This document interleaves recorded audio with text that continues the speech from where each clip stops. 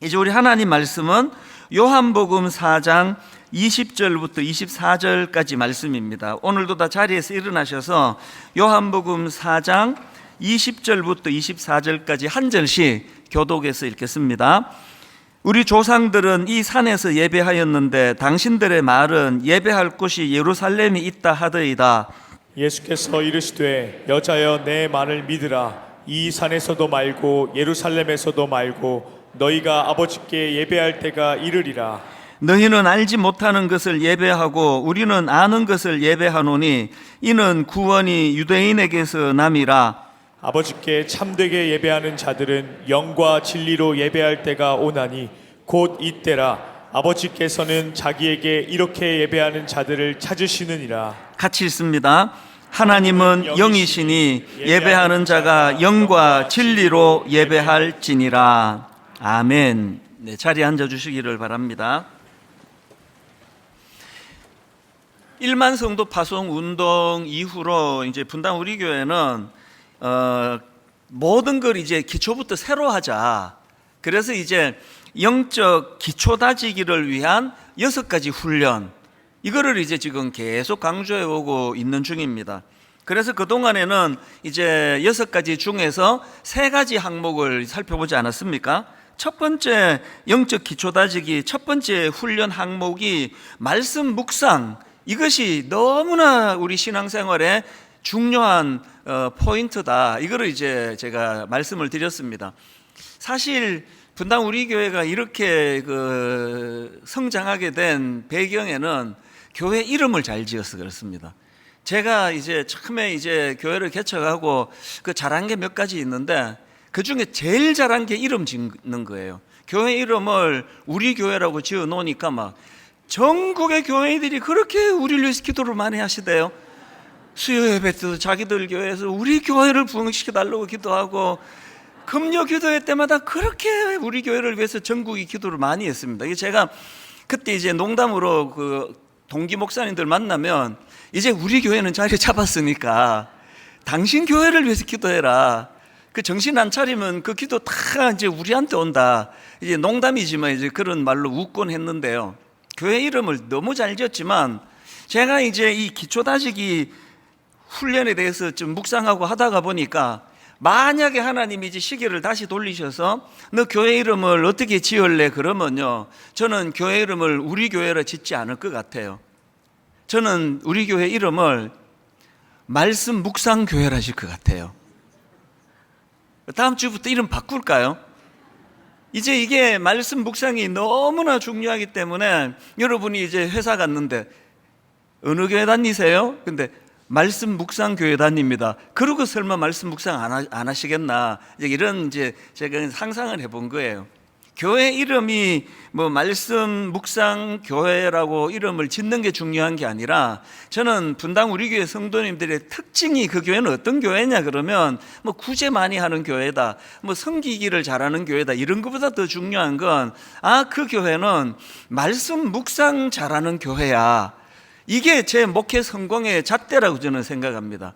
그래서 이걸 첫 번째로 제가 꼽았고요.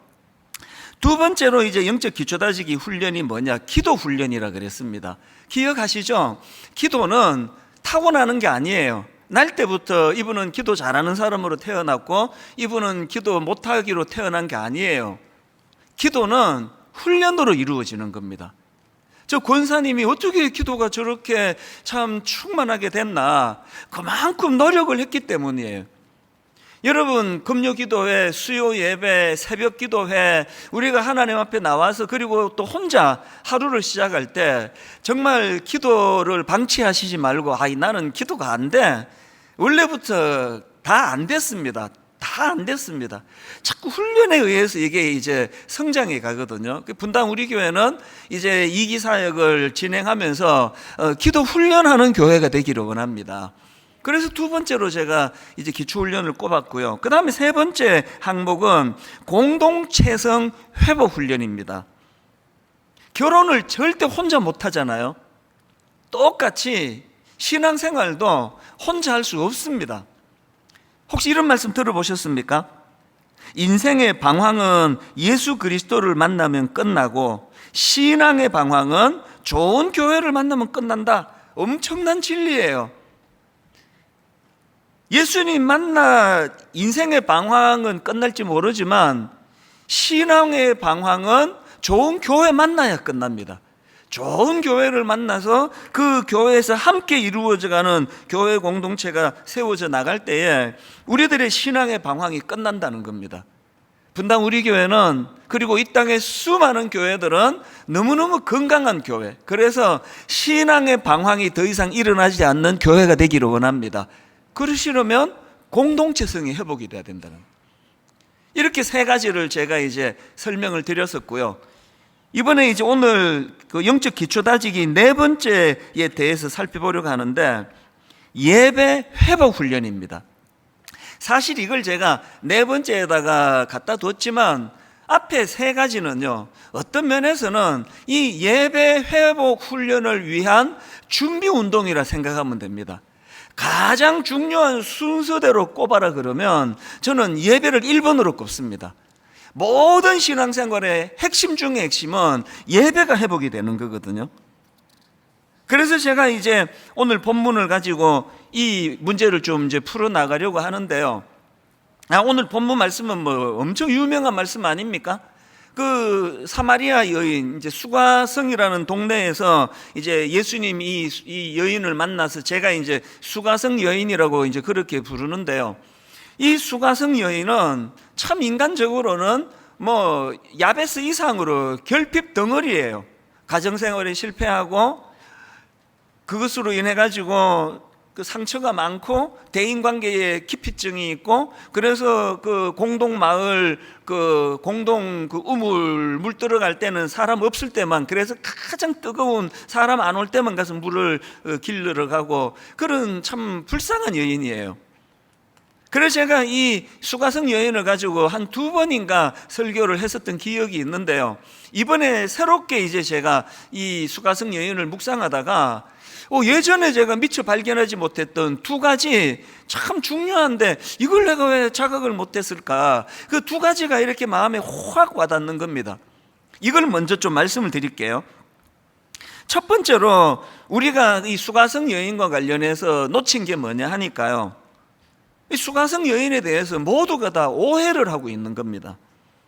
사람들은 이 여인을 음란한 여인, 성적으로 타락한 여인이다, 보통 그렇게 다 이야기하고 또 그렇게 설교들을 합니다. 이게 이제 요한복음 4장 18절을 근거로 해서 하는 추측인데요. 너에게 남편 5이 있었고 지금 있는 자도 내 남편이 아니니, 주님이 이렇게 말씀하신 여기에서 따가지고 이 여자는 성적인 욕망으로 인해 가지고 6 남자를 전전하는 음란한 여인이다, 이렇게 이거를 이제 단정 짓고 설교를 하고 또 말씀을 묵상하는데, 이번에 보니까 그게 아니에요.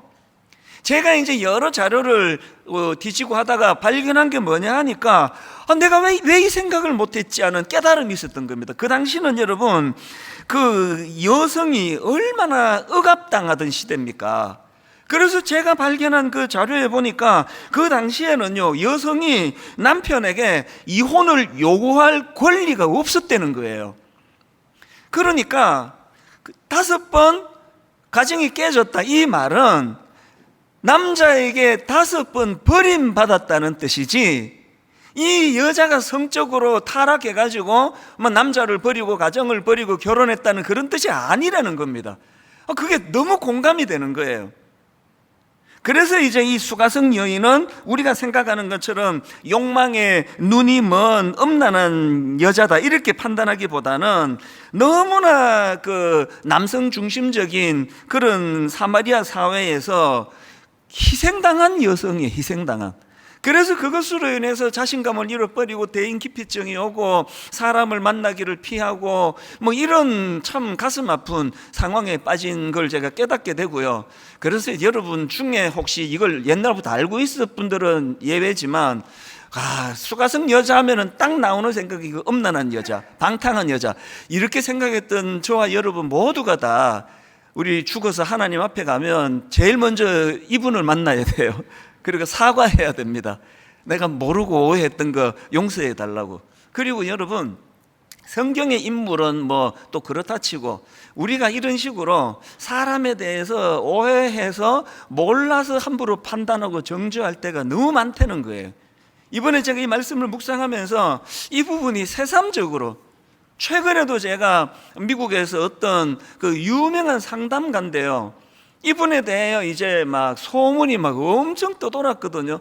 남편이 목사님이셨는데 그 남편이 외도해가지고, 그래서 상담하는 가정 전문가라는 분이 가정이 깨져버렸다, 이런 소문을 듣고 저도 또 그런 줄 알았거든요. 근데 이번에 제가 그분과 같이 사역하는 가까운 분들을 만나보니까 그게 완전히 틀린 이야기라는 거예요. 멀쩡한 그분의 남편 목사님을 그냥 외도한 그런 타락한 목사로 정죄를 시켜버린 소문이 계속 떠돌고 있다는 겁니다. 우리 두려워해야 돼요. 그래서 남에 대해서는 아예 판단을 안 하는 게 제일 좋습니다. 그리고 또 뭔 얘기 들으면 하지 마라 그러세요. 우리 얘기하려고 만났는데 왜 자꾸 집사님은 그 남의 얘기 하시느냐고. 이런 것들을 이번에 제가 참 예배자로 서기 위해서는 이런 부분에서도 우리가 좀 더 조심할 것이 많다, 이거를 하나 제가 깨달았고요. 그런가 하면은 두 번째로 제가 수가성 여인에 대해서 이번에 묵상하면서 이번에 깨달았던, 옛날에 잘 인식 못했던 포인트가 하나 더 있는데요. 이 수가성 여인은 참 귀한 분이에요. 이 본질에 대한 목마름이 굉장히 강했던 분입니다. 무슨 근거로 이런 생각을 하게 되는지 설명을 드릴게요. 이제 이 수가성 여인에게 그 한나 땡볕에 예수님이 이제 이 여인을 만나주지 않으십니까? 그리고는 이제 예수님은 위대한 상담가세요. 그래 이 여인의 마음을 열게 하기 위해 가지고 이제 물 한 잔 줄 수 있겠습니까? 이렇게 접근하시고, 그리고 또 중요한 건요, 상처가 많은 과거에 어떤 일로 상처받은 사람들은 이거를 자꾸 현실을 직면해야 돼요. 직면. 이 상담용으로 예수님이 그것을 일깨워 주시잖아요. 남편 이야기를 그냥 확 주님이 들어가셔서 이 여자로 하여금 그것을 끄집어내게 만드는데요. 그래서 이제 상처가 많은 사람들이 대부분 그래요. 이 낯선 남자가 오니까 당연히 거부감이 생기죠. 그래서 당신이 왜 나한테 물을 달라 그러십니까? 뭐 이렇게 접근을 했고요. 마음을 잘 열지 못했던 이 수가성 여인이 나중에는 예수님을 어떻게 알아보느냐 하니까, 와, 이분이 누군지 모르지만 이게 보통 분이 아니네, 이 비범한 분이구나, 이제 마음이 끌리는 거예요. 그게 19절에 나오는 내용입니다. 이렇게 이야기합니다. 수가성 여자가 이르되 주여 내가 보니 선지자로소이다. 이거 당신 대단한 분이군요, 그 얘기 아닙니까? 그런데 제가 발견한 포인트가 하나 있는데 이거예요. 이 여인이 이 예수님이 이제 이 남자분이 이제 메시아인지 모르니까요. 이 남자분이 이게 비범한 분이네, 이 보통 상담자라는 게 아니네, 이분이 선지자인가, 이런 생각을 하면서 이 여인이 보낸 태도가 오늘 제가 설교하고자 하는 핵심이에요. 자, 그 앞에 있는 18절부터 한번 보십시오. 예수님이 이렇게 말씀하십니다. 너에게 남편 5이 있었고 지금 있는 자도 내 남편이 아니니 너의 말이 참되도다. 그랬더니 19절 여자가 이르되 주여 내가 보니 당신은 선지자로소이다. 그리고는 20절이 중요해요. 우리 조상들은 이 산에서 예배하였는데 당신들의 말은 예배할 곳이 예루살렘이 있다 하더이다. 지금 이 여인은요, 예수님이 끄집어내 주시는 거에 따라 가지고 가정 문제를 얘기하고 있었잖아요. 남편에게 쫓겨난 그 억장이 무너지는 가슴 아픈 얘기를 하고 있었잖아요. 그런 얘기를 나누고 있던 이 수가성 여인이 이 대화를 하는 이분이 비범한 분이구나, 이분이 선지자구나라고 느끼면서 대화의 주제를 어디로 바꿉니까? 예배로 바꾸는 거예요. 이게 핵심입니다. 너에게 남편 5이 있었고 지금 있는 내 남편도 내 남편이 아닌 네 말이 참되도다. 그랬더니 주여 내가 보니 당신은 선지자로소이다. 그리고 바로 그 다음 20절에서 우리 조상들은 이 산에서 예배하였는데 당신들의 말은 예배할 곳이 예루살렘에 있다 하더이다. 이 뭘 의미할까요?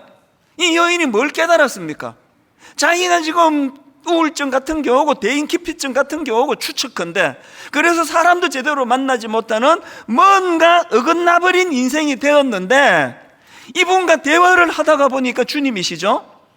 이 비범한 분과 대화하다 보니 깨닫는 게 뭐예요? 내 인생의 비극의 근원적인 문제가 남편 문제가 아니라 예배 문제였구나. 누가 이런 걸 깨달을 수 있을까요? 평상시에 늘 본질적인 문제에 고민이 많은 사람, 평상시에 자기 인생의 근원적인 문제에 생각이 많은 사람이니까 이런 깨달음이 금방 오는 거 아닙니까? 제가 지난주에 야베스에 대해 살펴보면서 야베스는 결핍이 많은 사람이라 그랬는데요, 누가 그 결핍을 하나님 앞으로 나아가는 재료로 쓸 수 있느냐고요. 더 본질적인 문제, 근원적으로 내게 왜 이런 문제가 있나? 여러분, 우리 모두는 다 인생의 목마름을 피할 수가 없습니다. 저에게 목마름이 없을 것 같으세요? 이렇게 귀한 성도님들을 섬기고 목회자로서 하루하루 너무 행복하게 살아가는 저지만 순간순간 근원적으로 제게 목마름이 있어요. 하나님이 그렇게 장치를 해두셨어요. 이게 이제 어느 정도 고상한 목마름이냐, 얼마나 사소한 목마름이냐, 이 차이죠. 그래서 이 단계가 점점 우리의 목마름의 단계를 높여야 돼요. 여러분이 수가성 여인처럼 예수님을 만난다 할 때, 이분이 비범한 분이구나 할 때 여러분은 주님에게 뭘 요구하실 것 같아요? 이 여인이 어떤 본질적인 목마름에 고민이 없었다면 그날 뭘 상담했겠습니까? 이분이 비범한 분이네? 이분이 선지자네? 그리고 뭘 상담했겠습니까?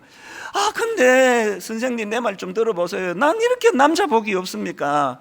어떻게 하면은 우리 가정에서 내가 그렇게 잘 지낼 수 있습니까? 7번째 남자는 어떤 눈으로 남자를 만나야 됩니까? 뭐 그런 거 질문하지 않겠습니까? 이 여인의 초점은 그게 아니었잖아요. 예배란 예배. 오늘 여러분 이 자리에 와 계시는 여러분의 신앙 태도는 어떠세요? 허구한 날 주님 앞에 나와가지고는 주님 가정 문제가 이렇습니다, 자식 문제가 이렇습니다, 남편 문제가 이렇습니다. 그것들은 가장 기본적으로 필요하고요, 그걸 구하는 걸 뭐 틀렸다 이렇게 말하지 않습니다. 그러나 단계를 좀 높이자고요. 더 근원적인 문제, 더 본질적인 문제. 이 수가성 여인이 나한테 물 한 잔 달라고 했더니 낯선 남자를 처음에 내가 경계했더니 이분이 이게 뭐 보통 분이 아니네, 비범하네, 이 선지자 같은데, 그리고는 본질을 가지고 꺼내는 이 태도, 이게 우리가 추구해야 되는 가장 기본적인 바탕의 문제라는 거예요. 여러분, 이 여인이요, 예수님을 만나서 잡다하지 않죠. 그 어떻게 잡다합니까? 난 자꾸 남편이 나를 자꾸 버립니까? 어떻게 하면 버림받지 않을 수 있습니까? 이런 질문도 너무나 요긴 하지만 거두절미하고 예배 문제로 이 여인이 주제를 훅 바꾼 것처럼 바로 근원적으로 예배 문제를 거론한 거는 너무나 지혜로운 거예요. 왜 그렇습니까? 여러분, 이 예배 문제, 이 인간의 본질적인 문제가 해결이 되면 이 예배 문제는요, 마스터 키예요. 나머지 모든 인생의 문제를 열고 들어갈 수 있는 마스터 키라는 거예요. 제가 이걸 30년 동안 경험하면서 지켜보면서 살아온 거 아닙니까? 심지어는 그 어린 중등부 할 때부터 제가 보고 온 거예요. 제가 사랑의 교회에서 중등부를 맡았는데 거기가 강남역 앞에 있었지 않습니까? 그 당시로 저는요, 세상에서 제일 불쌍한 애들이 강남 8학군 애들이었어요. 너무나 많은 애들이 죽고 싶다를 입에 달고 살고요, 여러분 너무너무 가슴 아파요. 제가 가르친 제자 중에서 몇 명이나 자살을 했어요. 한 번 그 충격을 경험하고 나니까요, 마음에 두려움이 생기는데 좀 있다가 또 한 명이 또 그렇게 했어요. 이런 일을 좀 겪고 보니까요, 저 마음에 어떤 두려움이 생기는가 하니까, 하나님, 토요일 날 말이에요, 내일 중등부 예배를 좀 살려주세요, 하나님. 내일 우리 중등부 예배가 살지 않으면 그 다음 주간에 또 어떤 애가 뛰어내릴지 모릅니다. 너무 절박한 거예요. 하나님이 중등부 예배 좀 살려주세요. 애들은 많아가지고 뭐 재직이 한 1,400명 되니까요, 막 바글바글 거리고, 뭐 저 뒤에 애들은 집중도 안 하고 계속 그 핸드폰 한다고 문자 보낸다고 그러고 있으면 저는 두려운 거예요. 하나님, 오늘 저 아이가 예배를 통해 주님을 만나야 그 다음 주일이 안전한데, 이 우둔한 종을 통해, 아버지 이 입술을 통해 저 아이들이 예배의 주인 되시는 주님 만나기를 원합니다. 그래서 뭐 한때 제가 청소년 사역을 엄청 열심히 했지만요, 무슨 행사 이런 거 거의 안 했습니다. 저희는 그냥 달력에 빨간 공휴일마다 무슨 체육대회, 탁구대회, 축구대회, 등산대회, 아니 이게 무슨 교회가 무슨 스포츠 센터도 아니고 맨날 이런 거 하느냐, 이거 안 한다 그랬어요. 모든 에너지를 예배에다 집중을 했는데요, 너무나 놀라운 일들이 일어나는 거예요. 회복이 되는 거예요. 애들이 막 살아나는 겁니다. 가출했던 애들이 지금 여기 우리 교회 와서 예배 드리는 내 제자 애들도 꽤 많아요. 저기 어떤 제자는 아유 저게 인간 되겠나 이렇게 생각하던 제 제자 중에 지금요 너무나 훌륭하게 되어 있습니다. 여러분은 이거 꼭 기억하셔야 돼요. 자녀교육, 우리 인생, 예배는 우리 인생의 모든 문제를 다 열고 들어가는 마스터 키가 되는 줄 믿으시기를 바랍니다. 지난주에도 말씀드렸잖아요. 우리가 학교를 빌려서 예배 드려서 좋은 점이 한두 가지가 아니었습니다. 불편의 영성. 우리 교회가요, 개척을 했더니 주중에 무슨 모임을 합니까? 성경 공부를 할 수가 있습니까? 이 학교인데요. 그래서 저는 개척 초기에 다른 걸 못하니까 주일은 우리가 마음대로 쓰니까 예배에 목숨 걸자, 예배에만 모든 거 다 걸자. 그래가지고요, 개척 초기 우리 부교역자들은 정말 괴로웠어요. 화요일 아침 7시부터 불러내가지고 예배 점검하고 예배 체크하는데 3시간씩 걸렸습니다. 그리고 얼어붙도록 어떻게 예배를 이렇게 성의 없이 준비할 수 있느냐고. 내가 설교 전하는 부분에 정성이 안 들어가면 여러분 누구라도 좋으니까 나를 꾸짖어 달라고, 나를 질책해 달라고. 다른 저희 공간이 없으니까 예배밖에는 어떻게 승부를 못 거는데, 여러분 20년 지나놓고 보니까 그거 하나로 충분한 게 교회더라고요. 체육대회 안 해도 괜찮고요, 등반대회 없어도 괜찮습니다.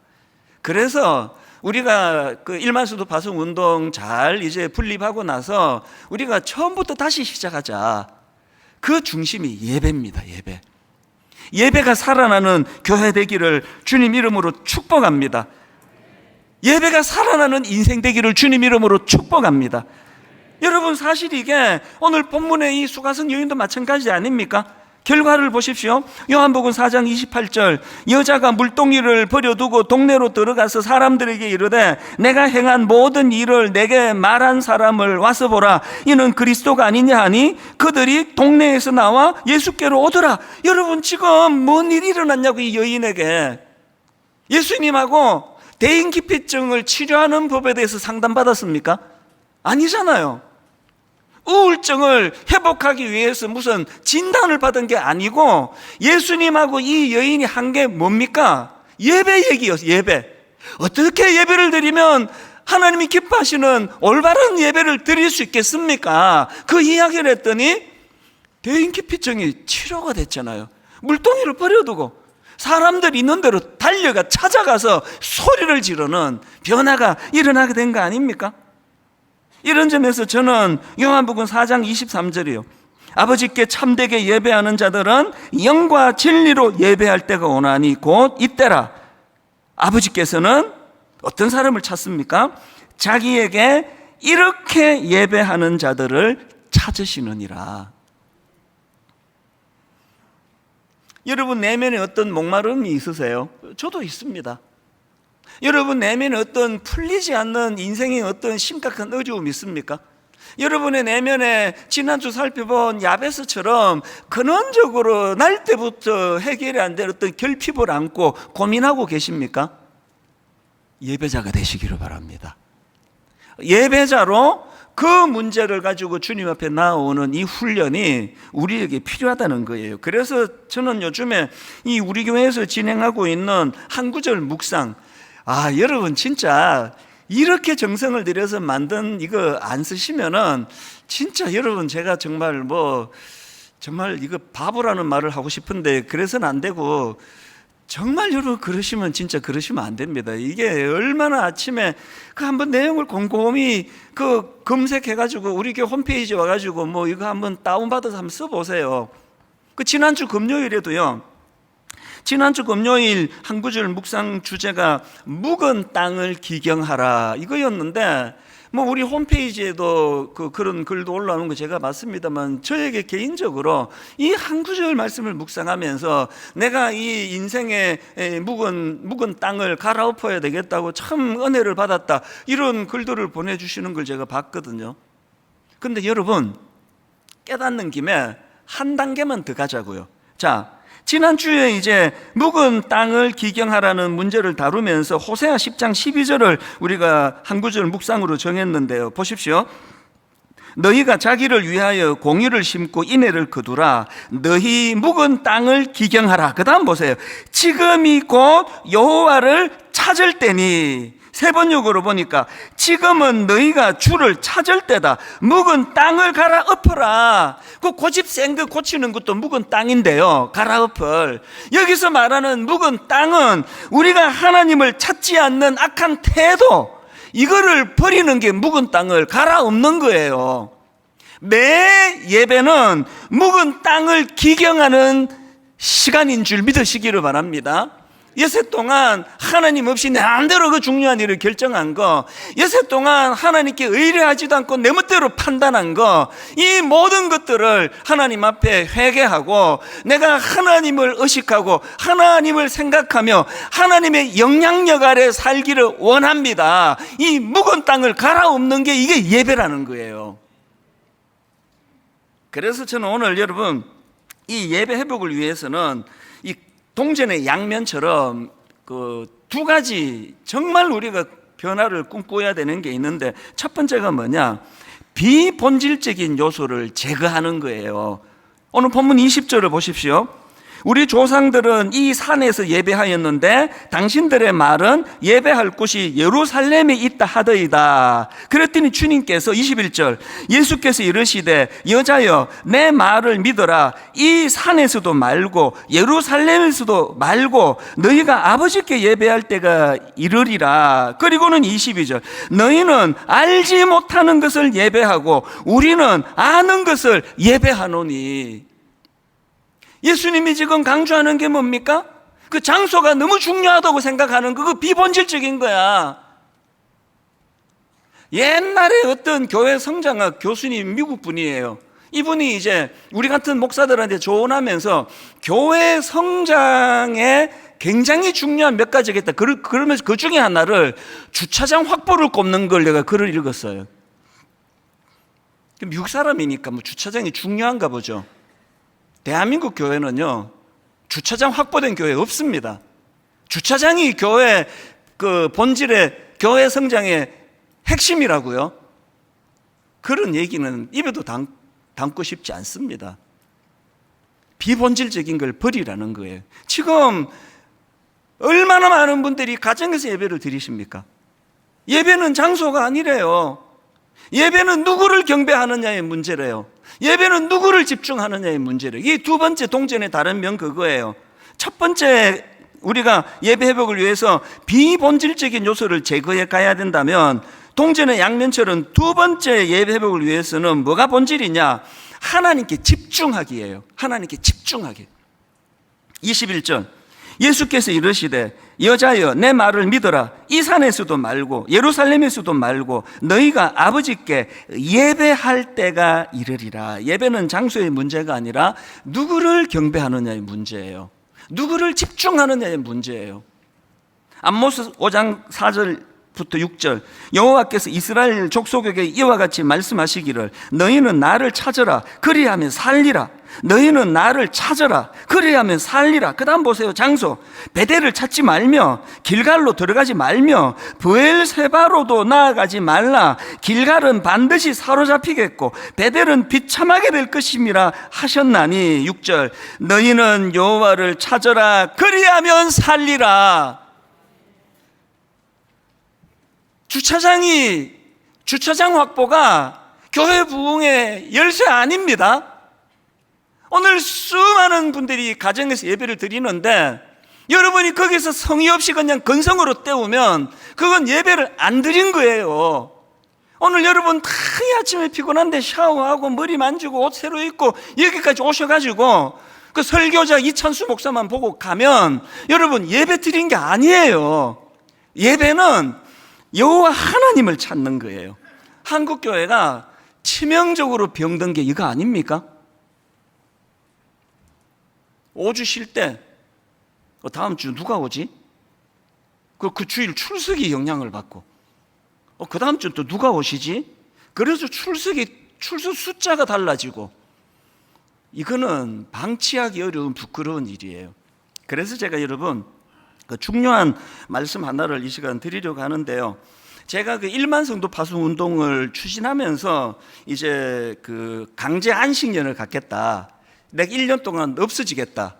그리고 나서 이제 그 이후에 뭐 1년이 되든 2년이 되든 그 이후에도 출석이 5,000명 이하가 되지 않으면 저는 사임하겠다고 여러분께 약속한 게 아니라 하나님께 약속을 드렸어요. 이 약속에는 무슨 의지가 담겨 있는 겁니까?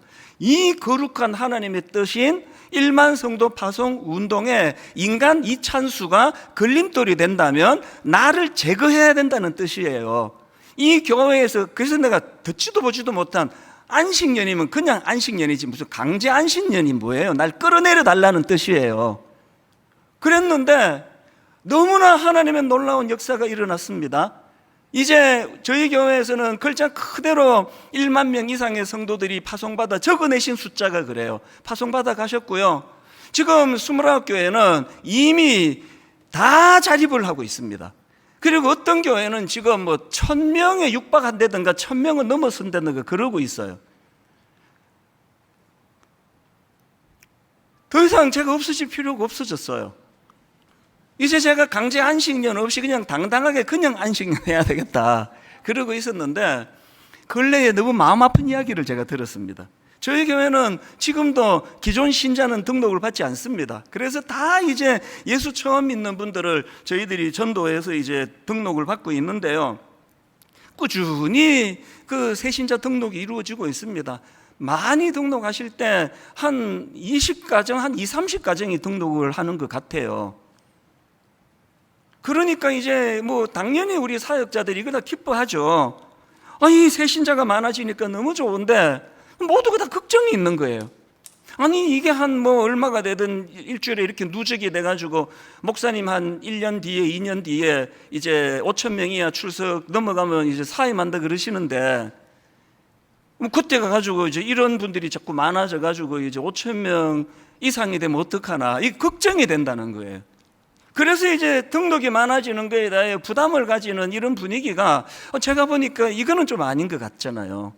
그래서 여러분 사실 하나님 앞에서 한 약속으로는요 이미 1만 성도 파송 운동이 잘 이루어졌고요 1만 성도 파송 예배를 드린 이후로 지금까지 한 번도 5,000명을 넘긴 적이 없습니다. 코로나19 영향도 있지만요 뭐 5,000명 중에서도 뚝 떨어지는 숫자가 지금 일어났어요. 그리고 저는 하나님 앞에서 이런 걸 가지고 뭐 어떻게 막 하나님을 흥정하고 싶은 마음도 없습니다. 그래서 한번 공적으로는 약속을 지키기 위해서 절차는 밟아야 되니까 이제는 강제 안식년 하고 뭐 그 이후에 체크하고 이러지 말고 이제 그냥 하자.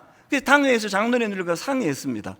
이제 추석이 지나고는 추석은 또 숫자가 뚝 떨어질 거니까 추석이 지나고 나면 9월 셋째 주부터 10월 11월 말까지 2달 반 동안 한 번 체크해가지고 이게 뭐 되겠냐고요. 그래서 2달 반 동안 평균 출석을 내가지고 5,000명 이하로 한 번 더 점검을 받고 매듭을 짓고 싶다. 그렇게 제가 마음을 정리했거든요. 하나님께 약속이니까요.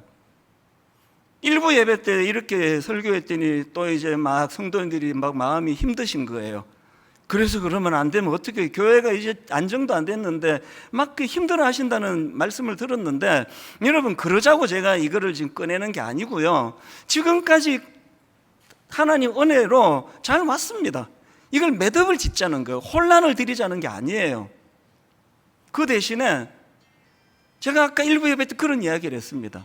그러면 5,000명 이하가 되는 게 이게 무슨 뭐 엄청난 율법이냐? 5,000명 이하가 되든 말든 여전히 여러분이 하나님을 주목하기보다 인간을 자꾸 주목하는 이런 일이 심화되면 5,000명이 되든 안 되든 저는 사임할 거예요. 아니요, 사임해야만 돼요. 이거를 또 불안으로 듣지 마시고요. 지금 우리가 기초다지기를 하잖아요. 제가 몸부림치며 여러분에게 호소하는 게 뭡니까? 기왕 예수 믿는데 성장이 있어야 되잖아요. 모든 신앙생활의 기본 중의 기본은 예배인데, 예배는 장소도 아니고 순서도 아니고 절차도 아니고, 예배는 누구를 주목하느냐의 문제다. 그 누구를 주목하고 누구를 경배하는 거의 문제라고 한다면, 여러분 더 이상 예배 마치고 나가면서 와, 오늘 은혜 많이 받았습니다, 우리 교회에서 그 이야기 더 이상 안 했으면 좋겠습니다. 우리가 은혜 많이 받는 게 예배의 초점이 아니고요, 하나님이 영광 받으시는 게 초점이에요. 우리까지 은혜 받으면 더할 나위 없이 좋지만 우리가 은혜를 못 받는 게 예배의 초점이 아니라는 거예요. 누가 여기에 설교자로 서는 건 하나도 중요한 게 아니라는 겁니다. 분당 우리 교회 모든 성도님들은, 그리고 이 땅에 예배하는 모든 그리스도인들은 하나님이 기뻐하시는, 하나님이 찾으시는 바로 그 예배자가 되시기를 바랍니다. 그러시기 위해서 하셔야 될 게 이거예요. 장소의 문제도 아니고 주차장 확보도 아니고 누가 설교하느냐, 오늘 저 사람이 내게 마음을 만족시키는 그런 설교를 하느냐 못하느냐, 이게 아니라 여러분이 예배의 주인 되시는 하나님을 생각하는 거예요. 그분을 경배하고 찬양하는 거예요. 그분께 내 인생을 의탁하는 거예요. 의탁하고 의지하는 겁니다. 결론을 이렇게 맺기를 원합니다. 제가 이 말씀을 준비하다가 예전에, 오래전에 있었던 일이에요. 우리 아이가 아주 어릴 때, 아이들이 어릴 때 일인데요. 그때는 제가 이제 청소년 사역에 미쳐가지고요, 정말 내가 너무한 남편이었습니다. 아이 뭐 기저귀도 한번 갈아본 적이 없고, 목욕도 한번 시켜본 적이 없고, 뭐 그냥 뭐 새벽에 나가가지고 또 새벽에 들어오고 이런 일이 많아가지고요. 그래서 내가 너무 미안해가지고 약속을 하나 했습니다.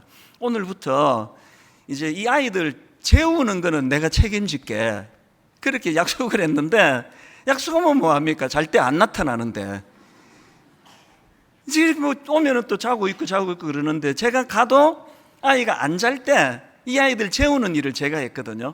그리고는 이제 자장가를 불러줬는데 딱 한 곡 불렀습니다. 어린 아이를 이제 이 품에 안고 등을 토닥토닥 두드리면서 자장가를 이렇게 불렀습니다. 주께와 엎드려 경배드립니다. 주 계신 곳엔 기쁨 가득, 무엇과도 누구와도 바꿀 수 없네. 예배드림이 기쁨 됩니다. 이 어떤 분이 이제 빙긋이 웃고 계시거든요. 저래갖고 자던해도 깨겠다, 아마 그렇게 생각하시는 것 같아요. 제가 이제 이 아이를 토닥토닥 그리면요, 어떨 때는 한 번만 부르는데 잠이 들 때가 있습니다. 애들의 특징이잖아요. 근데 어떨 때는 10번을 불러도 20번을 불러도 안 자요. 그럼 힘들죠. 그런데 이제 막 같은 곡을 계속 부르다가 다른 곡으로 바꿀까 이런 생각을 해본 적이 없습니다. 왠지 아십니까? 어느 날 제가 그 자장가를 불러주면서 하나님 앞에 이렇게 제가 고백을 했습니다. 입술로. 하나님, 제가 지금 이 아이 세뇌를 시키고 있습니다. 우리나라에서 세뇌시키다는 단어는 나쁜 단어예요. 나쁠 때 쓰는 거예요. 그러나 저는 하나님 앞에 그 약속을 드렸어요.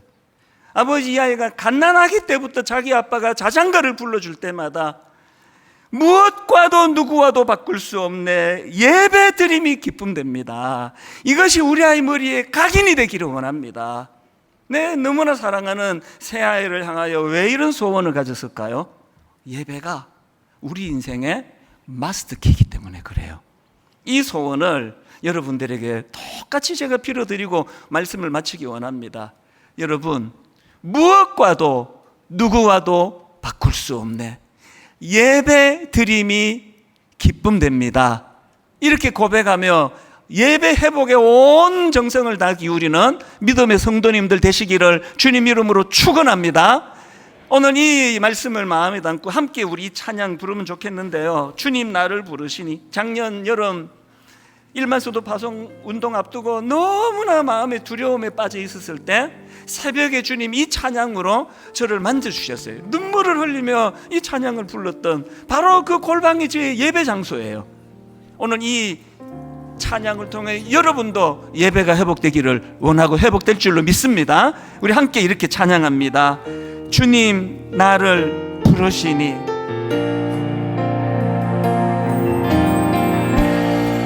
주님 나를 부르시니 두려움 없이 배에서 나아가리라. 배에서 나아가리라. 주님 나를 부르시니. 주님 내게 오라시니. 주님 내게 오라시니. 주님 보고 계시기에.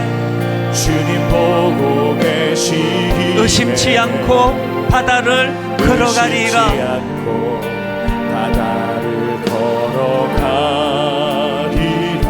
주님 보고 계시기에. 주님 보고 계시기에 주님 여기 계시기에. 오늘 예배하는 이 자리에 예배하는 이 순간입니다. 우리와 함께 하시는 그 주님 앞에 주님 여기 계시기에. 주님 여기 계시기에 이 깊은 바다가 반석이 되고 이 깊은 바다가 반석이 되고 예배하는 이 순간 주님 여기 계시기에 우리에게 주신 이 놀라운 능력 반석 위를 내가 걸어가리라. 우리 생길 가운데 주님 여기 계시기에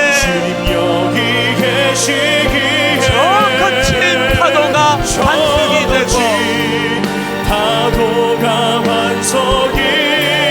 되고 주님 여기 계시기에 주님 여기 계시기에 반석 위를 내가 걷습니다. 내가 걷습니다.